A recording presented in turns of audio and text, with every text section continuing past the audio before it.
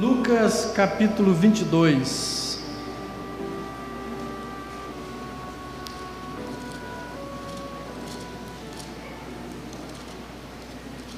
Versículos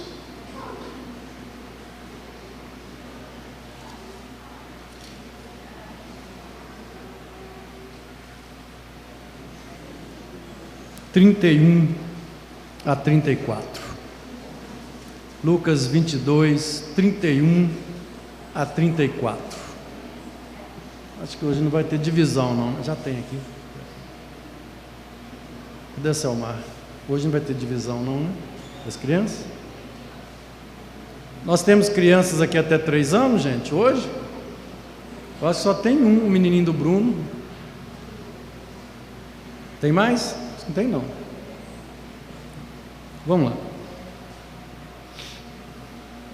Simão, Simão, eis que Satanás vos reclamou para vos peneirar como trigo.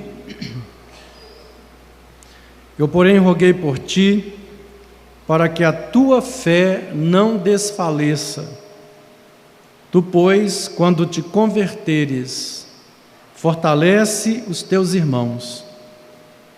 Ele, porém, respondeu: Senhor, estou pronto a ir contigo, tanto para a prisão, como para a morte.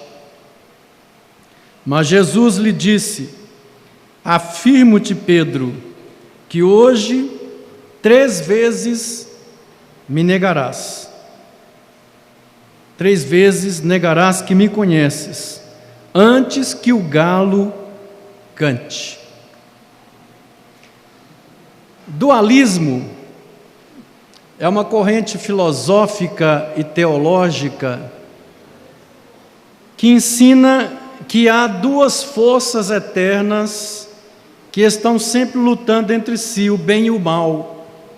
O bem e o mal, eternos, lutando entre si. O dualismo, ele tem a sua origem na filosofia grega, mas foi incorporado pelas religiões orientais, e hoje muitas igrejas cristãs e principalmente evangélicas estão adotando o dualismo, isto é, Satanás e Deus, 2 forças.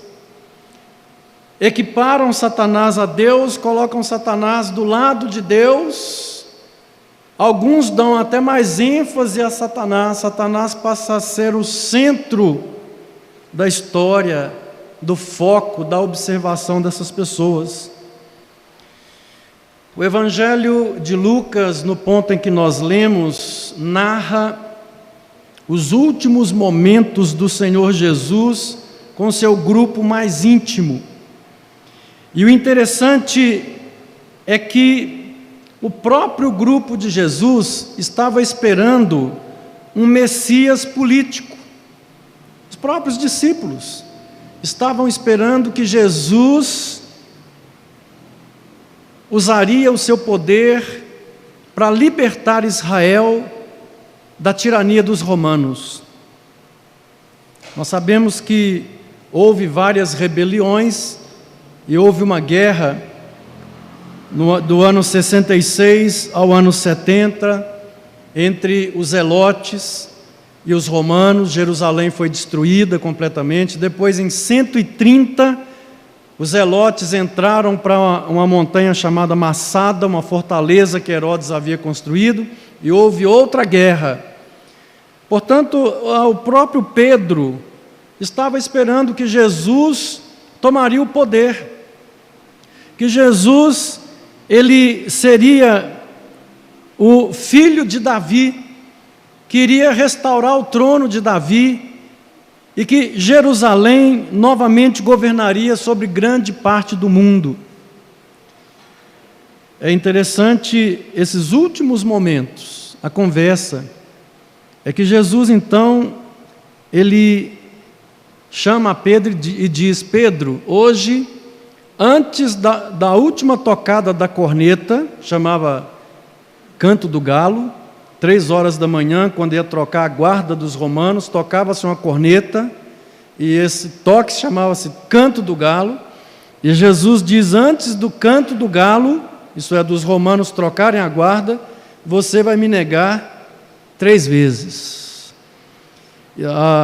Um fator interessante aqui no texto que nós lemos é que por detrás da conjuntura histórica, os últimos momentos, em breve a crucificação, ressurreição, por detrás da conjuntura histórica há uma conjuntura espiritual, intrínseca, relacionada, paralela, fazendo recortes em todos os momentos, e Jesus então vira para um Pedro, ou alguns discípulos, que estão esperando o Messias libertador, e diz: Simão, Simão, Simão, Simão, Satanás vos reclamou para vos peneirar.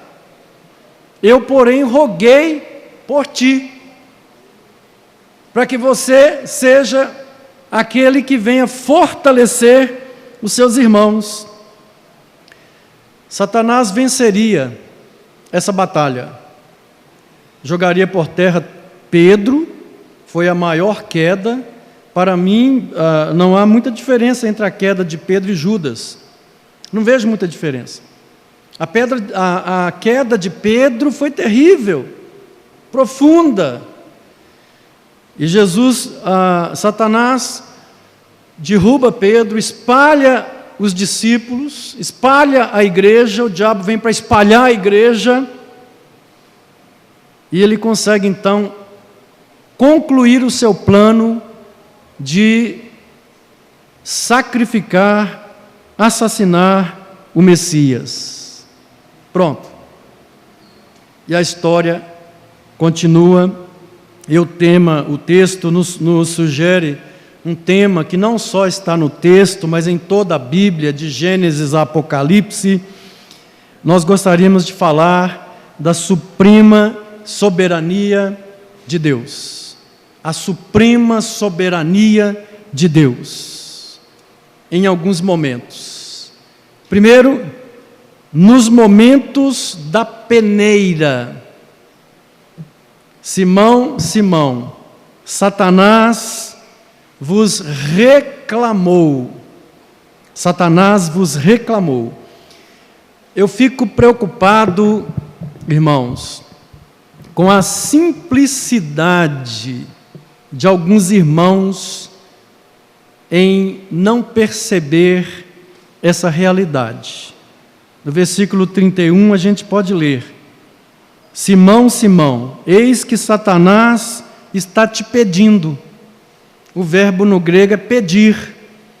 Satanás está te pedindo a Deus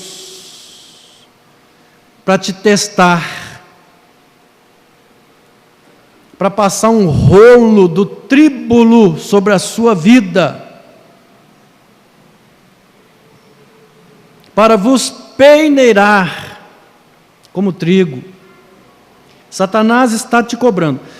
Alguns irmãos, eles estão vivendo uma vida tão sem vigília, tão sem percepção espiritual, tão sem entendimento, sem nenhum discernimento espiritual, e não percebem que a nossa história, ela não está desvinculada de ações sobrenaturais e espirituais a todo momento. A todo momento, a nossa história possui ou tem recortes espirituais, de seres espirituais, que entram na nossa história. Estão vivendo de uma forma completamente alienada, solta, como se a vida, tudo fosse natural na vida, e não estão percebendo que as forças espirituais, tanto celestiais quanto da maldade, estão agindo em sua vida. Simão, Simão, Satanás está te pedindo. Hoje, se eu colocasse para os irmãos assim, veja, fulano e fulana, Satanás está te pedindo. Você está achando que é natural esse pecado que você comete? Você está achando que essa frieza sua para com Deus é natural? Essa rebelião no seu coração contra a obra de Deus é natural? Você está achando que essa incredulidade sua é natural? E que essa preguiça de orar, essa falta de vontade de congregar, você acha que isso é natural? É porque você está cansado mesmo, trabalhou, estou cansado, e a vida está assim? É só isso e ponto final? Pois a mensagem do Senhor está falando para todos nós, fulano e fulana, Satanás está te pedindo, porque vai chegar a hora que ele vai te passar na peneira. E nós podemos ver que muitos irmãos não estão percebendo essa entrada de seres espirituais na nossa história. A história está cheia de recortes espirituais. A história não, a minha história, a sua história, não é uma conjuntura feita de várias conjunturas naturais apenas, mas feita de conjunturas espirituais entrando em nossa vida em todo o tempo. Principalmente aqueles que falam que são crentes. A esses, a oposição espiritual é muito maior. A esses, o ataque espiritual é muito maior. Algumas pessoas pensam, eu não estou sendo atacado não, minha vida está boa. E as pessoas acham que ser atacado espiritualmente é adoecer, ter um acidente, acontecer uma desgraça, e não entendem que a maior desgraça espiritual é a frieza espiritual, a indiferença, o coração crítico, é a pior desgraça espiritual que uma pessoa pode chegar, quando o diabo leva uma pessoa a ter um coração crítico, frio, arenoso, que não tem mais vontade, não tem mais paixão, não tem mais vontade de buscar o reino de Deus em primeiro lugar, não vê mais interesse no reino de Deus, na obra de Deus, pronto, acabou.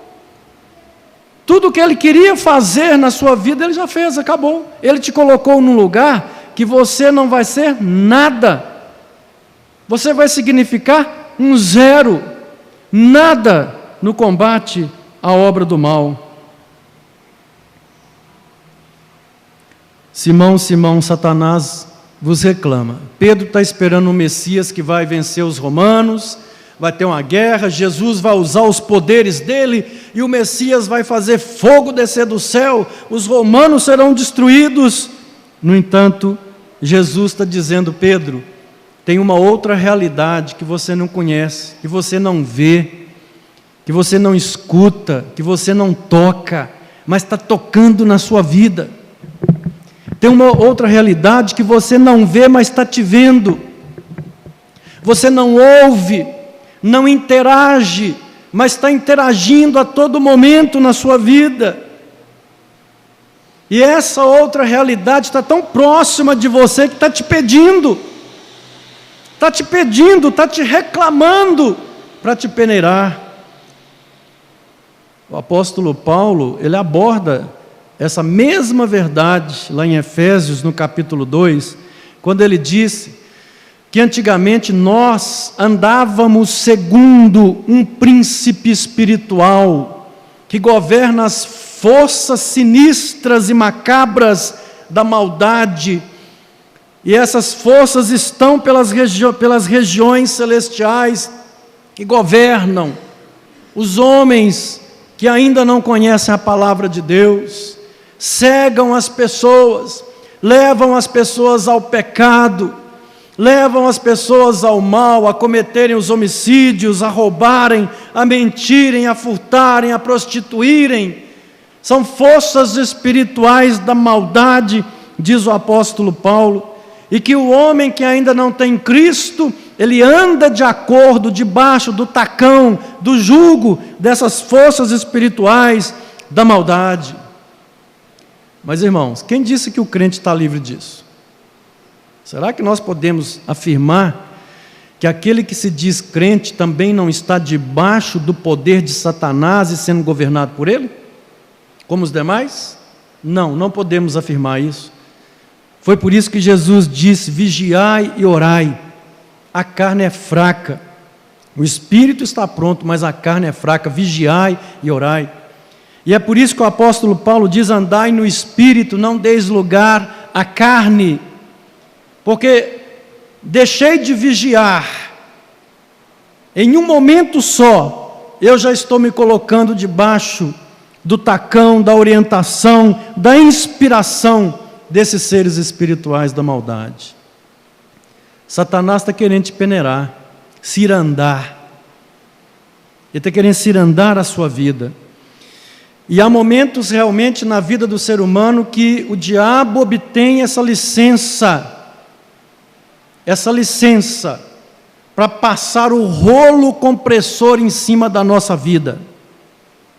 A palavra tribulação, ela vem da palavra grega tribulos, que era um rolo de pedra muito pesado, que os romanos passavam sobre o trigo, esmagavam o trigo e separavam o teor comestível da palha.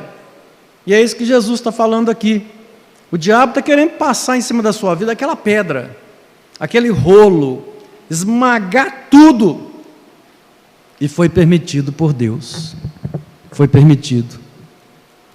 Ele rogou e foi permitido. E Deus deixou. Essa verdade, ela se encontra no Antigo Testamento, quando o diabo chega perto de Deus e fala com Deus assim: deixa eu tocar na vida de Jó. O senhor acha que Jó é muito íntegro, que Jó é muito crente, Jó é muito temente? É porque Jó tem saúde, Jó tem muito dinheiro, Jó tem uma família. Deixa eu tirar o dinheiro dele para ver se ele não blasfema contra o Senhor. E a pedra começou a passar em cima de Jó. A pedra começou a rolar. E Deus permitiu. Deus permitiu que o diabo passasse o tríbulo sobre a vida de Jó.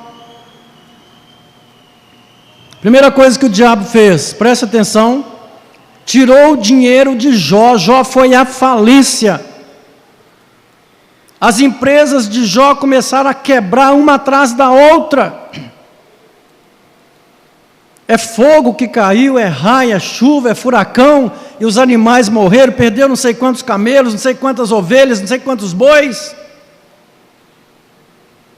E Jó disse: bendito seja o nome do Senhor.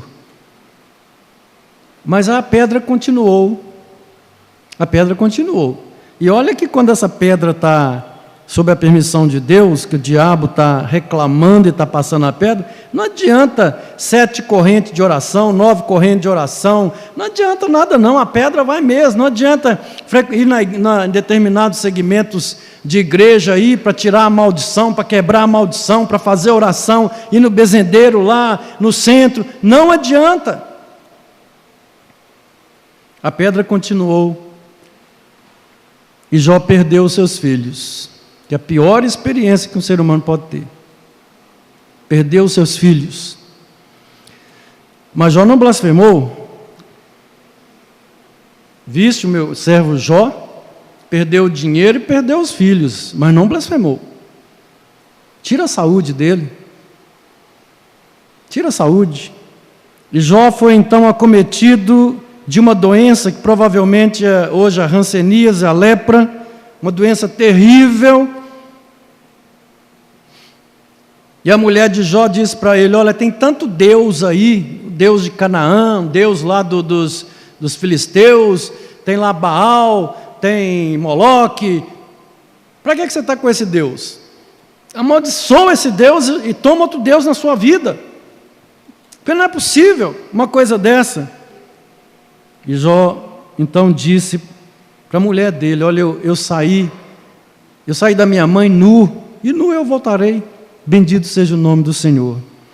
Irmãos, Deus permite. É claro que o caso de Jó é um extremo. Jó vai a um extremo.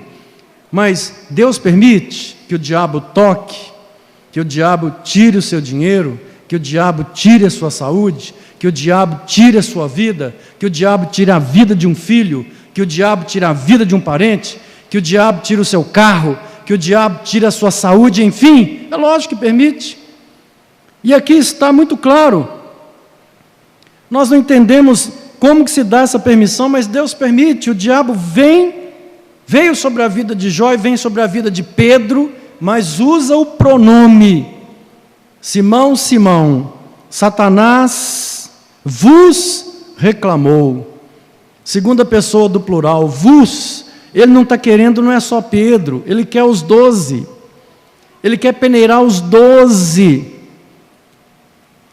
Muitos, diante dessa peneirada, muitos saem dela, desse processo, mais fortes. Muitos saem mais fortes, mais vigorosos. Outros, quando a pedra passa em cima, se esfriam. Outros vão embora, abandonam o caminho e blasfemam contra Deus. Portanto, a soberania de Deus, ela se manifesta no momento da peneira. Deus permite, soberanamente, não sei porquê, Deus é soberano, mas Ele permite que isso aconteça nas nossas vidas, como aconteceu na vida de Pedro. Mas há um segundo ponto que eu vejo, que a soberania de Deus, ou a suprema soberania de Deus, ela se manifesta também na redenção daquele que está sendo provado. E a gente pode ver isso no versículo 32, que eu gostaria que você lesse na sua Bíblia comigo, só a parte A. Versículo 32, só a parte A. Eu, porém, roguei por ti, para que a tua fé não desfaleça. Eu roguei por ti, para que a tua fé não venha se esfriar, e você não venha abandonar o caminho, e você não venha dar as costas para mim. Eu roguei por você. Note bem que aqui não se trata de duas forças lutando diante de Deus para ver quem é que vai levar Pedro. Duas forças opositoras e eternas. Não trata disso. Não existe essa ideia diante da Bíblia, essa ideia dualista, da força do bem e da força do mal lutando eternamente. Isso não é bíblico, isso é da filosofia grega, isso é de religiões orientais. É claro que está entrando dentro da igreja evangélica, é claro que tem igrejas evangélicas que estão incorporando, por estarem fechando a Bíblia, estão incorporando coisas que vieram de movimentos demoníacos e estão entrando dentro da igreja. Eu tenho falado várias vezes aqui, tem igreja que está mandando colocar arruda atrás da orelha, jogar sal grosso, água fluida, água abençoada, sessão do descarrego, e por aí afora. São igrejas que não estão fechando a Bíblia, estão incorporando dados que são dados pagãos.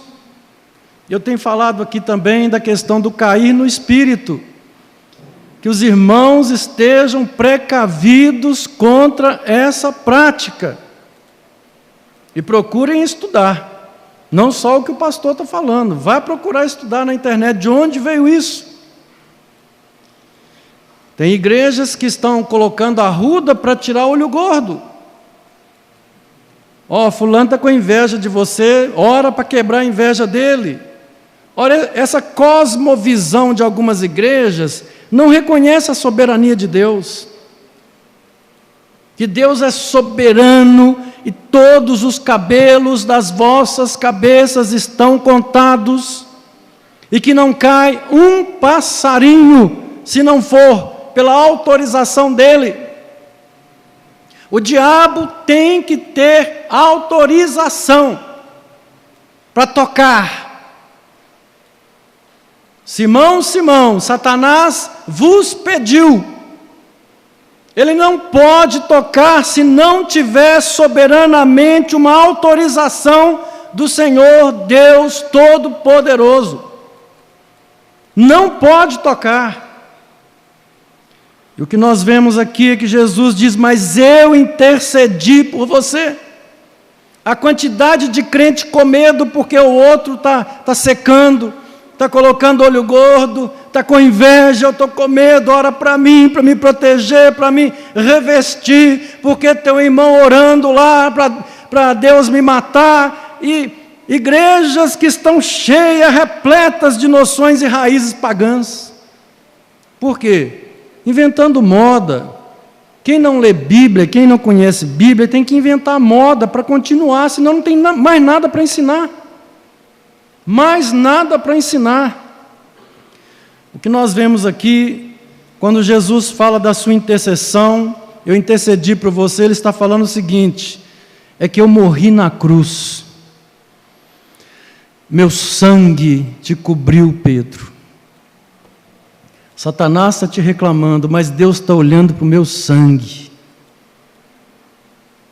E Ele já te cobriu. Por isso, quando você se converter, porque você vai ser um vitorioso, fortalece os seus irmãos. Eu intercedi. Tem gente que acha que Jesus está intercedendo por nós lá no céu, é orando o tempo inteiro a Deus.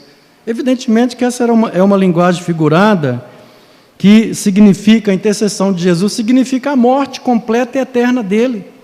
De uma vez por todas ele morreu e completou a nossa perfeição para sempre. Deus já havia se manifestado a favor de Pedro, muito antes de Pedro cair. Mesmo sendo um homem cheio de si mesmo, um homem autoconfiante, um homem que achava que ia até a morte lutar contra os romanos, se fosse possível, pegar na espada e do lado do Messias acabar com os romanos. Cheio de si mesmo. Mas Deus já estava do lado de Pedro, não por causa de Pedro, mas por causa do seu amor. Ele já estava do lado de Pedro. Antes do diabo reclamar, Pedro já era amado de Deus. E lá em Romanos capítulo 5, versículo 10, o apóstolo Paulo repete essa verdade dizendo: porque se nós, quando inimigos de Deus, naquela época, fomos reconciliados com Deus mediante a morte do seu Filho, muito mais estando já reconciliados, seremos salvos por sua vida. Nós, mesmo quando inimigos, fomos reconciliados. E ainda Paulo continua em Romanos 8:31. Que diremos, pois? À vista dessas coisas, se Deus é por nós, quem será contra nós? Quem intentará acusação contra os eleitos de Deus? É Deus quem os declara inocentes, quem os justifica. Portanto, coitado do diabo, ele foi pedir, reclamar Pedro, mas não sabendo que Pedro já era amado de Deus e de Deus, e que Deus era a favor de Pedro, através da intercessão de Jesus, da morte de Jesus. Pedro já era de Deus, e da mão do Senhor ninguém o iria tirar, o pior que fosse a queda e o fracasso. Deus está do nosso lado. Mesmo diante das quedas mais terríveis. Evidentemente que isso não deve nos incentivar a nos entregarmos ao pecado e a brincar com a graça de Deus. Muito pelo contrário. Isso deve gerar em nós um santo temor e reverência e adoração a Deus. E jamais brincar. Ah, Deus está por mim, deixa eu nadar, pular de cabeça e fazer o que eu quiser, porque Deus está comigo. Não. A Bíblia diz também que Deus é fogo vingador. Fogo vingador, que ai daquele que brincar com a graça de Deus e profanizar a graça de Deus, ai daquele. Mas Deus está do nosso lado. Eu fico imaginando quando Pedro caiu, o que Pedro sentiu no coração? Fracassou tudo. Penso que ele sentiu a mesma coisa que Judas sentiu. Uma queda terrível. Psicologicamente, emocionalmente destruído. Nenhuma esperança para o futuro. Mas Deus estava do lado dele. Não importa qual a situação. Nós podemos ter certeza, baseados na palavra de Deus, na autoridade da palavra de Deus. Não importa a situação que estejamos passando, Deus está ao nosso favor. Mas há um terceiro ponto, para terminar essa mensagem. A suprema soberania de Deus se revela não só nos momentos da peneira, permitindo que o diabo toque para o nosso bem, sempre para o nosso bem, e às vezes Deus tem que permitir o diabo nos dar uma sacudida para a gente acordar, não apenas na manifestação da sua redenção intercedendo por nós, mas também a sua soberania se revela na restauração do homem derrotado. Na restauração do homem derrotado. Como eu disse, Pedro era um homem cheio de si mesmo, autoconfiante, todo poderoso. E olha, tem muita gente dentro da igreja assim. Tem muita gente que o diabo vai precisar dar uma balançada para saber que não é nada. Muita gente, igual a Pedro. E Jesus então advertiu: Senhor, comigo é assim, se precisar eu puxo da espada mesmo e vou com o Senhor até na morte. Jesus diz: Pedro, você não se conhece, eu te conheço. Antes dos romanos mudarem a guarda e tocarem a corneta do galo, toque do galo, você vai ter me negar, 3 horas da manhã, terceira vigília, 3 horas da manhã, na fortaleza de Antônia, ao lado do templo. Os romanos trocam a guarda, tocam a corneta, aquele toque militar de corneta. Antes da corneta, às 3 horas da manhã tocar, você vai ter me negado 3 vezes. E quem conhece o grego sabe como é que Pedro negou Jesus. Não foi só falar que eu não conheço, não. Quando a Bíblia diz que Pedro praguejou, ele negou Jesus praguejando, xingando palavrões, blasfemando contra Jesus. Foi terrível. A queda de Pedro foi feia. Não foi pior do que o pecado de Judas. Não foi pior do que o pecado de Judas. Pareou. No entanto, Judas tomou uma decisão. A decisão de Judas foi a corda. Pedro tomou outra decisão. Eu vou ver se ele vai ter misericórdia de mim. Quem sabe? O Senhor misericordioso ainda me receba. Decisões diferentes. A provação, o tríbulo, a tribulação vai ser uma bênção na minha vida, na sua vida, dependendo da nossa decisão. Se nós decidirmos andar com o Senhor, ainda que sejamos esmagados, nós vamos sair de lá mais fortes, mais abençoados. Mas se a nossa decisão for, eu vou cair fora, eu vou curtir a vida lá fora, ou eu vou me pendurar numa corda, eu vou tomar um chumbinho e etc., aí o nosso destino realmente, nós estaremos seguindo a decisão de Judas. Mas se Judas tivesse pedido perdão e se arrependido, não há pecado que Deus não possa perdoar. Não há pecado que Deus não possa perdoar. Havia uma restauração para Pedro, e havia tanto que Jesus fala com ele assim: quando te converteres, fortalece os teus irmãos, porque o diabo vai vir e vai espraiar.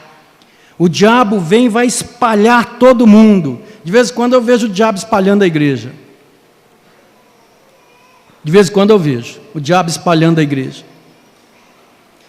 E aquele esmorecimento profundo, aí eu não vou me envolver na obra, não. Eu não vou me envolver. Aquele esmorecimento profundo, alguns até, vou orar, não. Não vou ler mais a Bíblia, não. E olha, eu não conheço outra receita, e ninguém criou outra até hoje, para que nós cresçamos espiritualmente. E só existe uma receita: orar, ler a Bíblia e congregar. Não tem outra. Se alguém souber de outra, me fale, porque eu não sei. E homens de Deus que estão aí com 80, 90 anos estão falando isso. Eu só posso crescer se eu orar, se eu ler a Bíblia, se eu congregar. Se eu parar de congregar, eu me esfrio. Mesmo sendo pastor, se eu parar de congregar, se eu virar um domingueiro noitista, a tendência é que eu vou me esfriar, não importa quantos anos de caminhada eu tenho. E é provavelmente que eu vou virar um visitante da igreja, da obra de Deus. Não importa se eu tenho 30 anos de convertido, 36, se eu sou pastor, se eu fiz teologia, se eu fui uma bênção no passado, se eu parar de orar, de ler a palavra, de congregar, eu estou me entregando na mão do diabo. E a maior verdade e arma que o diabo tem contra nós é que quando ele consegue pegar uma bênção, um homem ou uma mulher, que é uma bênção na obra, e que está tirando muita gente do reino dele, e quando ele consegue colocar essa mulher ou esse homem no ostracismo. Sabe o que é ostracismo? Domingueiro noitista. Não faz mais nada, não vale mais nada, não ganha mais ninguém, não influencia em mais nada. É o lugar onde ele quer te colocar. Aí ele conseguiu a vitória. Não precisa matar ninguém lá na sua família, não precisa de acabar com seus bens. Essa hoje é a principal vitória do diabo sobre a igreja. Quando ele pega uma bênção e ele põe essa bênção no ostracismo. Alguém que foi um guerreiro, uma guerreira, alguém que lutou, que ganhou, alguém que foi uma bênção na obra e não está fazendo nada.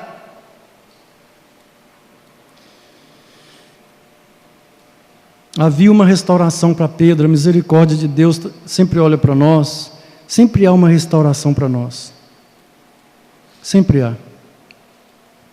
Depende da nossa decisão. A tribulação, seja qual for ela, pastor, mas o senhor não sabe pelo que eu estou passando, mas Deus sabe. O senhor nem imagina o que está acontecendo comigo, está na mão de Deus. Todos os seus cabelos estão contados, e isso significa o cuidado que Deus tem com você. Deus não se esqueceu de você e nem se distraiu em nenhum milímetro da sua vida. Deus sabe pelo que você está passando, Ele permitiu, mas é para que você cresça como ser humano, para que você o conheça mais, para que você se achegue mais a Ele. Olha o fim que Jó teve, e para que você possa ajudar aos outros. Tendo aprendido isso, você possa ser uma bênção na vida de outros que vão passar pelo mesmo caminho, porque a nossa história é o mesmo caminho de todo mundo. A história do ser humano é a mesma. O mundo passa, as gerações passam, a tecnologia vem, inventam isso, inventam aquilo, mas a caminhada é a mesma dos homens que viveram aqui há 6.000 anos atrás. E você poderá ajudar outra pessoa, o que Jesus está falando para Pedro, quando ele diz: fortalece os teus irmãos, cuida dos teus irmãos. Quando você perceber o erro, que eu te amo, que a minha misericórdia não te abandonou, vá atrás dos teus irmãos. Recolhe as minhas ovelhas, cuida delas.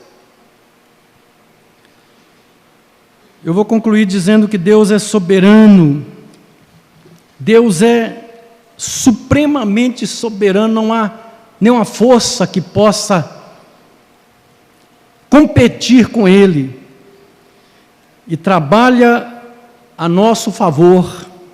Não há amor que possa ser medido por nós como o amor de Deus. Entretanto, a graça de Deus não pode ser tratada com profanidade. Nós não podemos brincar com a graça de Deus. A graça traz sobre nós o favor, mas traz também a responsabilidade de respondermos afirmativamente a Deus. E a última mensagem para você: não desanime. Por mais difícil que seja essa hora, não desanime. Nós vamos cantar um hino em nome do Senhor Jesus, que a graça do nosso Senhor e amado, que o amor imensurável, eterno, eletivo, soberano do nosso Deus, as santas e eternas consolações do Espírito sejam convosco, irmãos.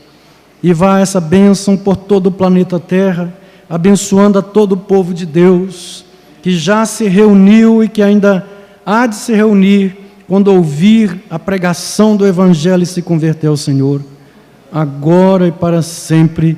Amém. Amém. Desejo a todos uma semana rica e abençoada.